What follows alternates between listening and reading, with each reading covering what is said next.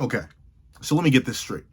You want me, the strongest sorcerer, who has absolutely no reason to listen to you and let you do what you want after you threw me in a box for the past month, to just sit here and let you two go run off for a month so you can eat some more fingers and so you can do your weird plot and stuff at my best friend's body? Well, yes, that's exactly what I'm asking you to do. Huh? Sounds like a good deal, right? You get to go do whatever, even though you're probably extremely mad at me, and probably extremely mad at him, despite you not showing it right now, considering he is sitting inside your son. To be fair, I'm not sitting inside his son. I technically am his son, by the rules of the Culling Games. I'm still a little lost on what you're looking for here. Well, we just think it would be really, really neat if you were to do the exact most stupid thing to do in this scenario and not immediately execute the both of us. No. No. In fact, run it right now!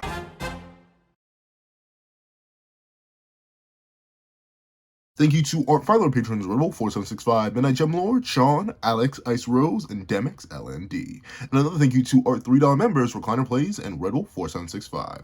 And another very big thank you to our $10 patrons, Robbie Uchiha, Idon Kami, and Joaquin. And another very big thank you to our $25 member, Alex Ice Rose. Before we hop into this breakdown, such discussion on what would have happened if Gojo Satoru happened to attack the King of Curses and the Sorcerer of 1,000 Years, Kenjaku, when he first encountered them in chapter 221. Please remember to leave your own thoughts on what would happen in the comment section down below. Leave a like and subscribe if you haven't already. Also, hit that little notification bell so you do not miss out on any videos that come to the channel. Also, I do have a Patreon down below. You for as low as $1 a month. Get things like exclusive videos, early content, and more. You can also now become a member of the channel for as low as $3 a month to get the same perks and more.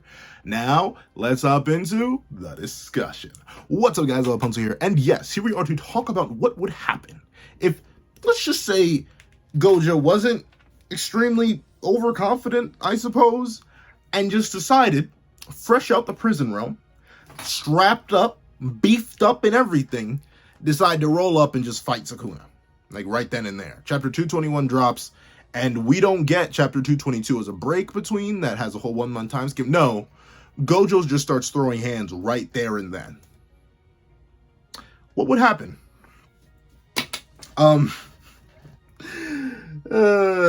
think you guys may know what would happen, but before we hop into that, let's do a little something. Let's give a little bit of justification. So, what's up, guys? The main thing that I do have to probably answer for y'all is, why would Gojo even do that? If the main story says that Gojo is going to be dumb enough to just let Sukuna and Kenjaku wander off and do Sukuna and Kenjaku things, even though they're possessing two of the people that he most likely cares about the most, why would this suddenly happen? If you guys know me, and if you don't, fun fact, whenever I do my own what ifs, I like to imagine that there's just like a slight twist, a slight in-character thing that could change on a moment's notice and then have massive repercussions. My what if Elizabeth happened to betray the Goddess Clan is based entirely on that what if. That premise where one moment, one decision in time happens in a different way and has massive ramifications on the plot. The same thing for my what if Midoriya was confident. 2 series that are still sitting there. Like, I have all the parts written. I just need to sit down and record them. But with that being the case, this one is a bit more interesting to me because it's very, very possible still. Once again, you got to remember, Gojo not fighting Sukuna there is completely, like, I hate to say it. I hate to just call Gojo outright dumb for not immediately engaging in fisticuffs, but he was outright dumb for not immediately engaging in fisticuffs. And here's why. There's a couple reasons. Number one, the only people who were bound by anything to not fight at that moment were Kenjaku, mainly because Kenjaku knew if he tried to fight Gojo, he would, like, immediately. Like he just knew that. Like, that's not rocket science. Kenjaku was quivering in his boots the moment Sukuna and, realistically, Gojo entered the scene. The moment Gojo spawned in, Kenjaku was like, oh, yeah, oh, I'm about to die. Like, he knew. And then Sukuna was apparently bound by some binding vow, most likely he made with Kenjaku over 1,000 years ago.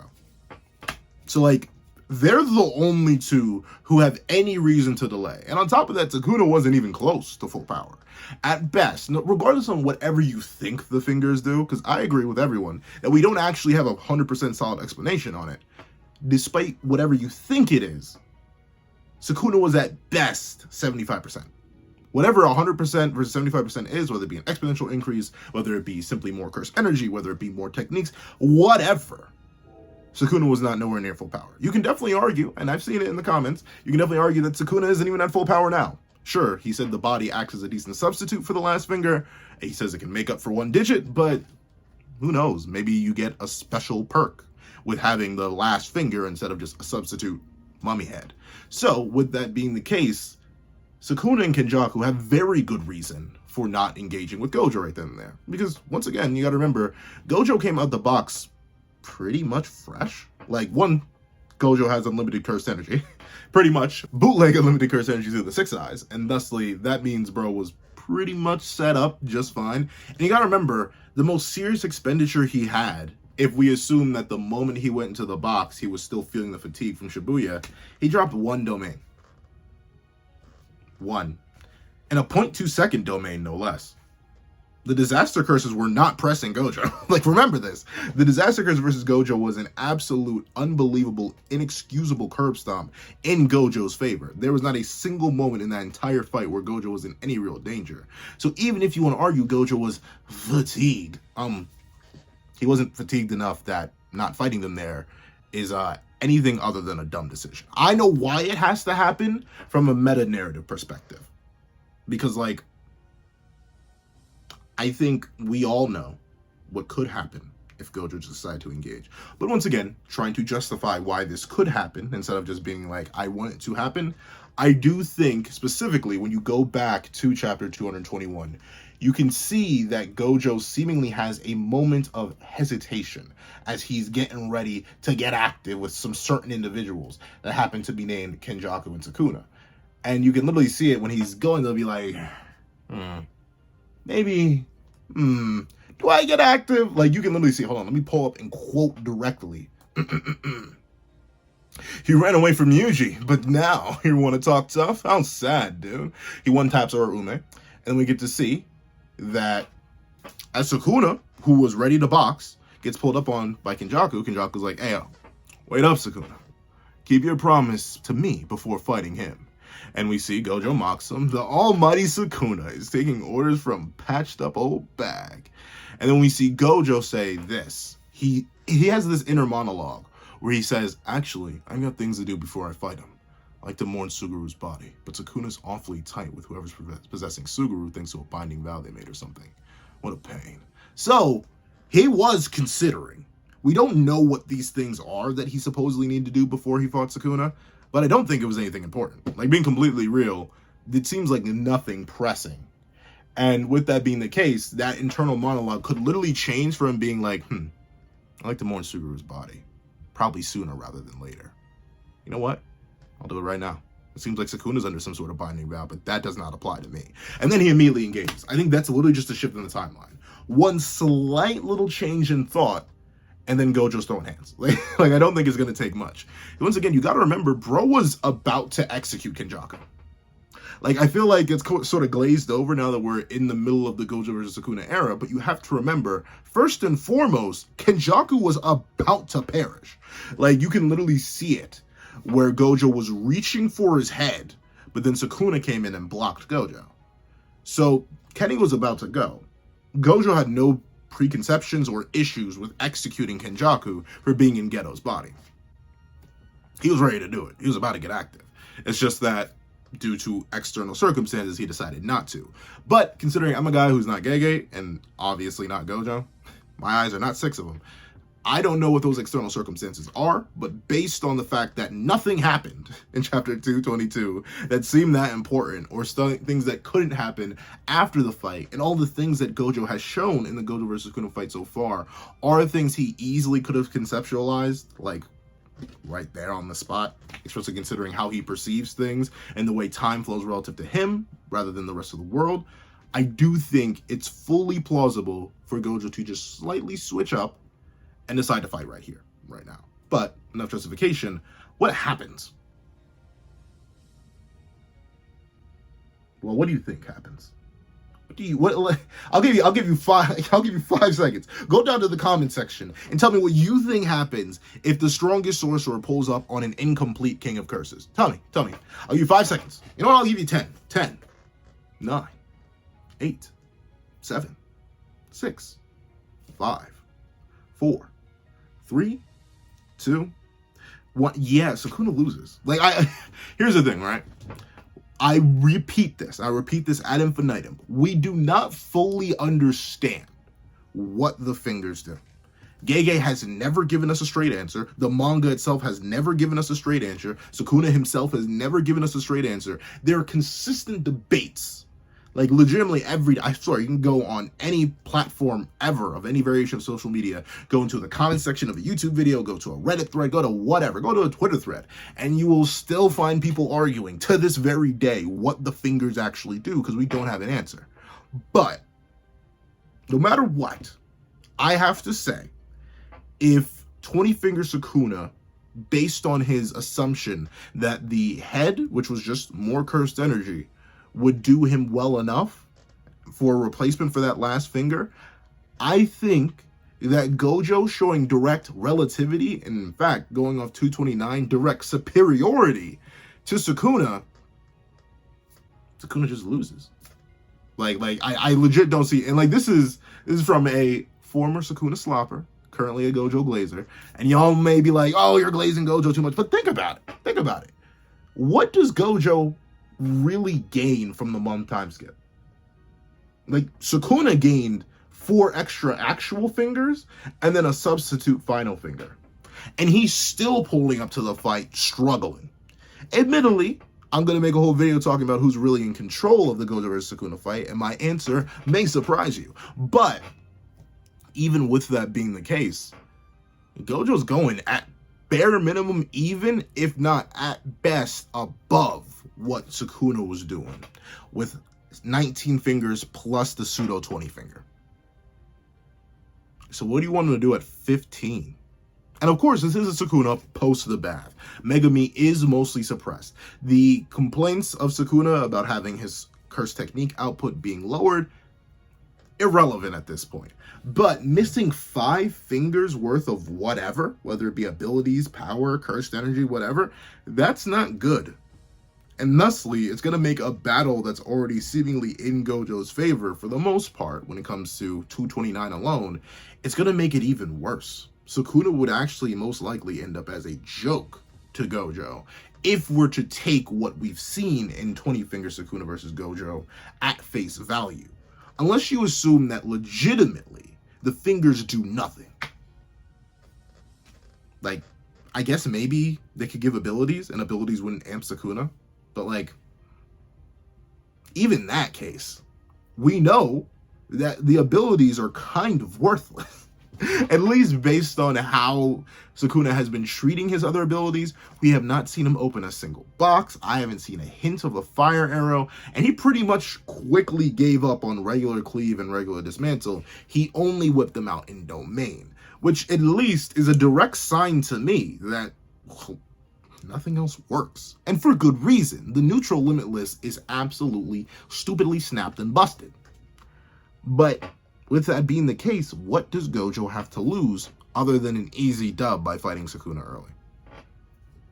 I legit think, and here's the thing, right? I don't even think Father Mahoraga could come out. Here's the thing, right? Because with chapter 229, Sukuna had a whole month of prep. Sukuna likely knew, just based on previous interactions with Gojo and the fact that Sukuna is a really smart sorcerer, he very likely knew, I just can't beat this guy traditionally. Things that would usually work on everyone else, things that work on Ryu, things that work on Earl, things that work on Yuta, things that work on Hikari, things that work on Kashimo, things that work on Kenjaku, all these other characters, things that work on them will not work on Gojo. You throw any other character, and heck, just 15 Sukuna's face, and hit them with a cleave, they're done. They're done. Did you see what happened to Ryu? Did you see what happened to my boy? He's gone. 3-piece, no drink, negative drink, all biscuit. Legit, he's done. And Ryu, is super bulky. And once again, he's one of the only characters who can pretty much eat his own attacks. His highest output attacks are out here charring Yuta up, burning fully manifested Rika. He's able to punch around fully manifested Rika, and one serious cleave from his 15 finger lopped his head off. What does Cleave do against Gojo when they're like ad infinitum through Malevolent Shrine? Because remember, every single hit of Malevolent Shrine on Gojo is not dismantle, it's Cleave. It's supposed to be adjusting to his cursed energy. Yeah, I mean, it does damage. Who knows? Maybe if Gojo wasn't a deity, it would have actually done real damage. But Gojo kind of just heals it off. Light work. That's it. What's fire supposed to do against Gojo? We've literally seen how fire/lava interacts with Gojo's Infinity. The neutral limitless, it just doesn't. Like, he's just perfectly fine.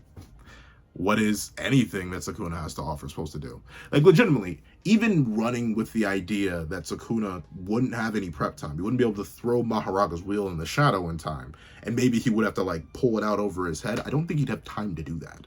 Because once again, I believe that 20-finger Sukuna is stronger and faster than 15-finger Sukuna. Even if it's by 0.0000000000001%, he's stronger and faster.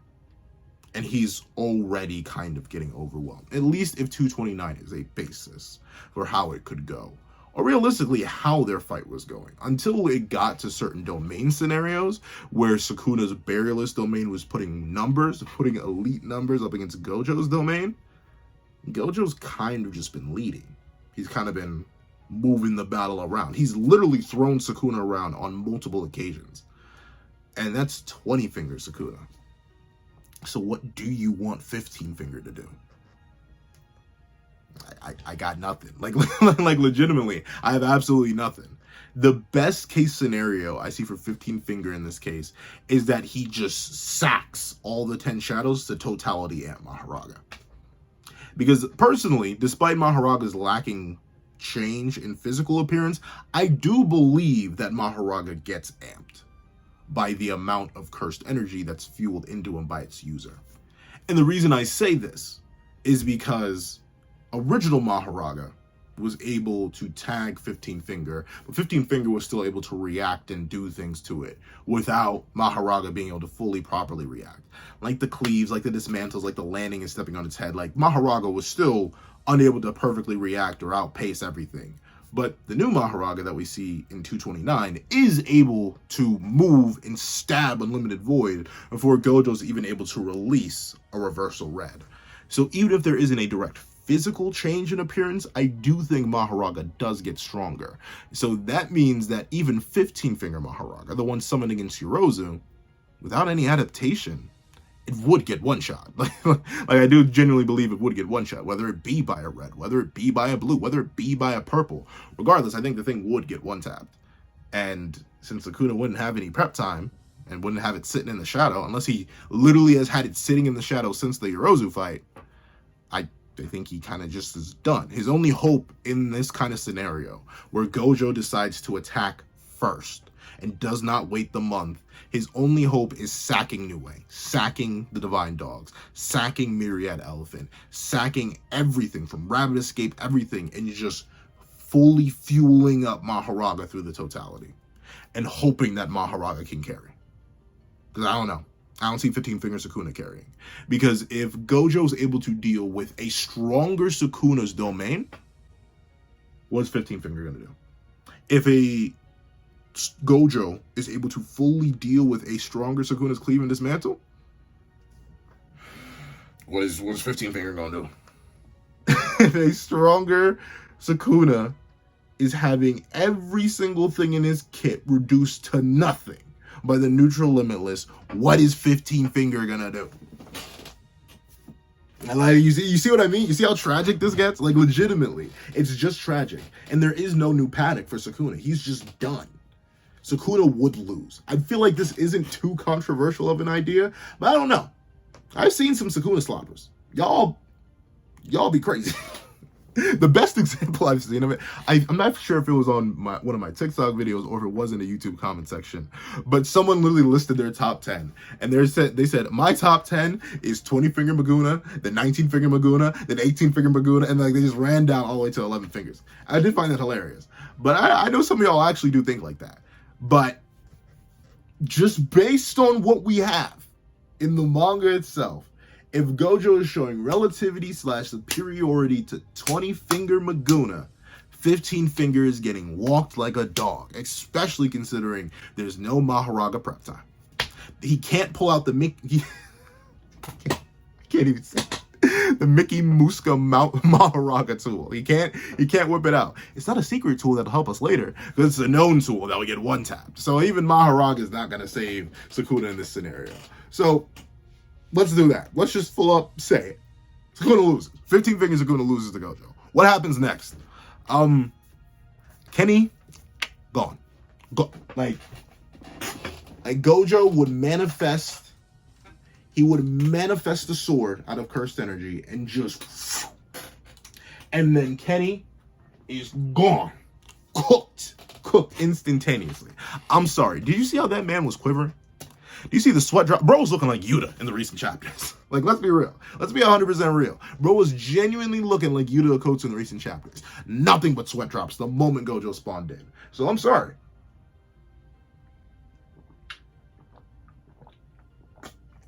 It's hot in my room. My apologies. Can't have the fan on. Can't have the air conditioner on because it'll make way too much noise. But with that being the case, Kenny has nothing. Like, if Kenny... here's the thing. It's proven by 221 that Kenny really just has no chance against Gojo. A big thing before 221 that a lot of people were theorizing for Kenny, trying to slap him off. Because we, even back then, and me to this day, believed that Kenny's going to be the final villain. We were all on that Kenny copium. We were Jaku Jackers back then. Because we all believed that, maybe, especially after the drop of the Barrierless Domain in the early 200s by Kenjaku, we all believed that, who knows?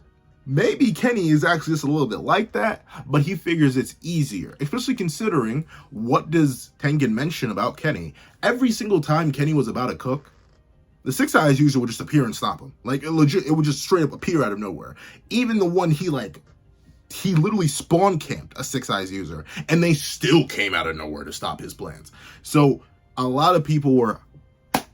myself included. I ain't even gonna lie. I was about to say like a lot of people and not include myself in that statement. But no, it's me. I'm people. A lot of people were huffing that Kenny copium and being like, whoa, Kenny's probably like that. He says, quote unquote, Gojo's the strongest, Gojo's unbeatable. But he may have been gaslighting the disaster curses. He may have just been trying to get him to do his bidding so he could just seal him away, wouldn't have to deal with it. Because the Six Eyes wouldn't be able to respawn if they're still alive. And technically, once sealed away, they'd still be alive.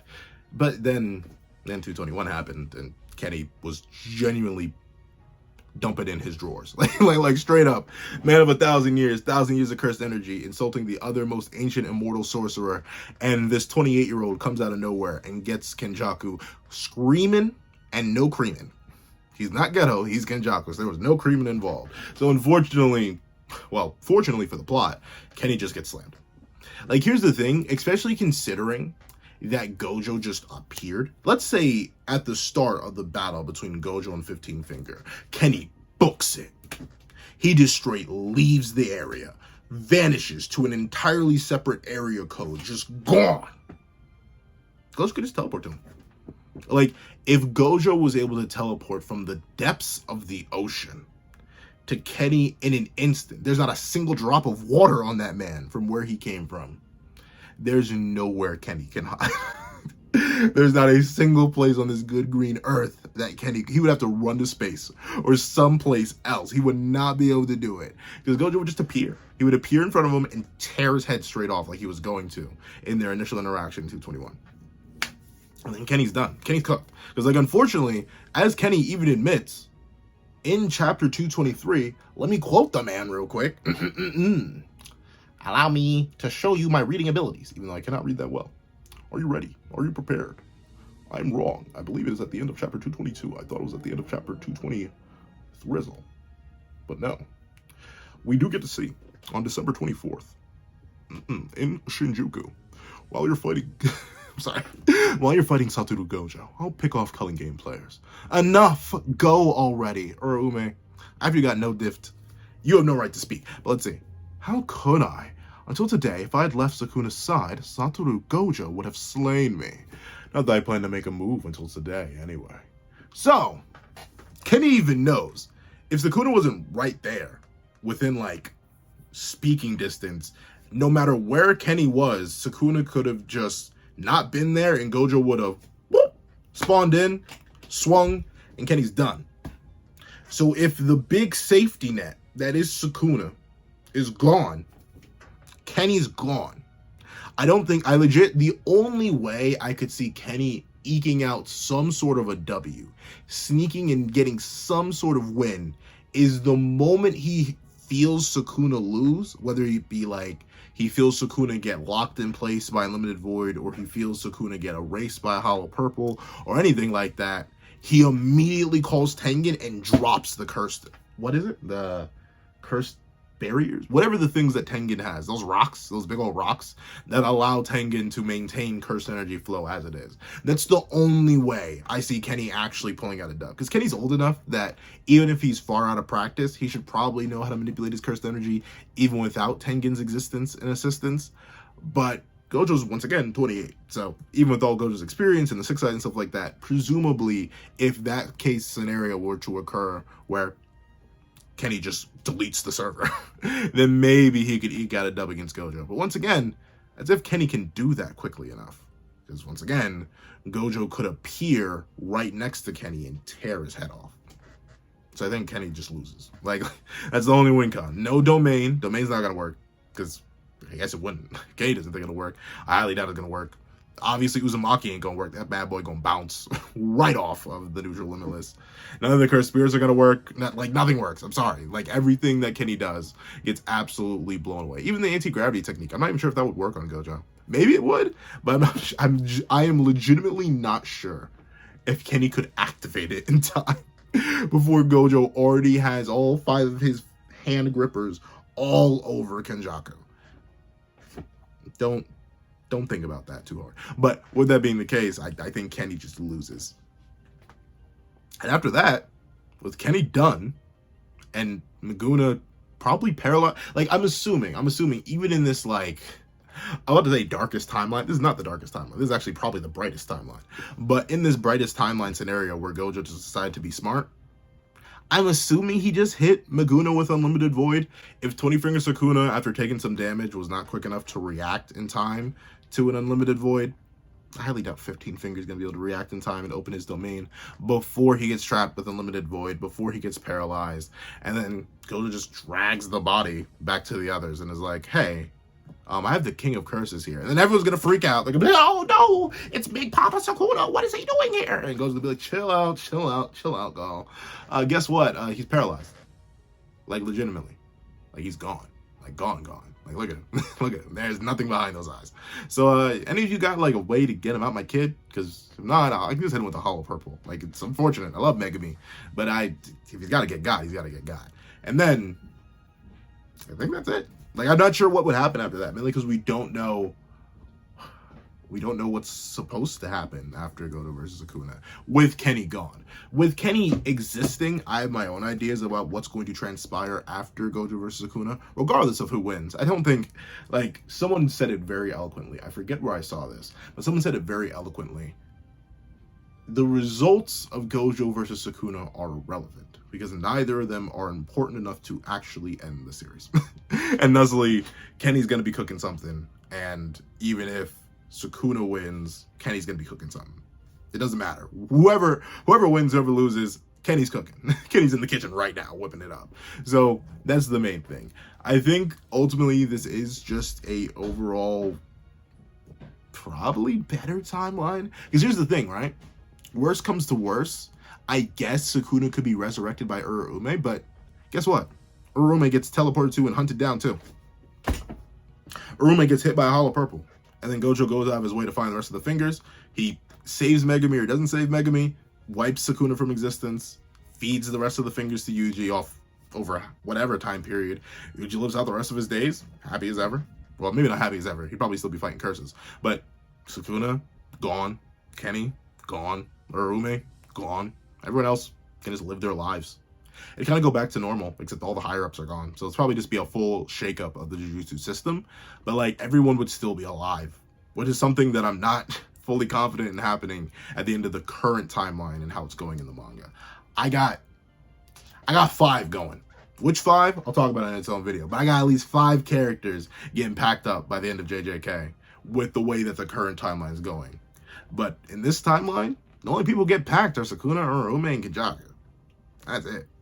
Because Gojo's just him.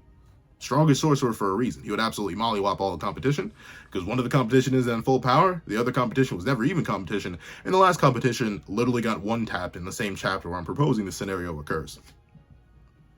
Like, is it? I don't know. It's a good end. Probably a little bit boring though. Like to be real with you, I think the main reason there's some plot-induced stupidity with Gojo here, especially considering Gojo should be all the more wiser to, like, not letting people do their thing, considering when he left Geto to cook, Geto almost destroyed all of Jujutsu. I think he should be smarter than this. It's literally just because the series would end. The rest of the series would be like 2 chapters long if Gojo actually fought. That's the meta-narrative reason behind it. Despite Gege, he retracted this statement recently, but despite Gege recently claiming that, oh yeah, I want to end the manga this year, he didn't want to end it. When did 221 come out? May? Or like June? He didn't want to end it that soon. He had to get a little bit more out of it. And thusly, that's most likely why Gojo didn't engage. Because if Gojo engaged, I see no way. No way for the villains to come out on top. Because unfortunately, Gojo's just too strong. Like, this is genuinely the reason why Gojo had to be written out of the plot.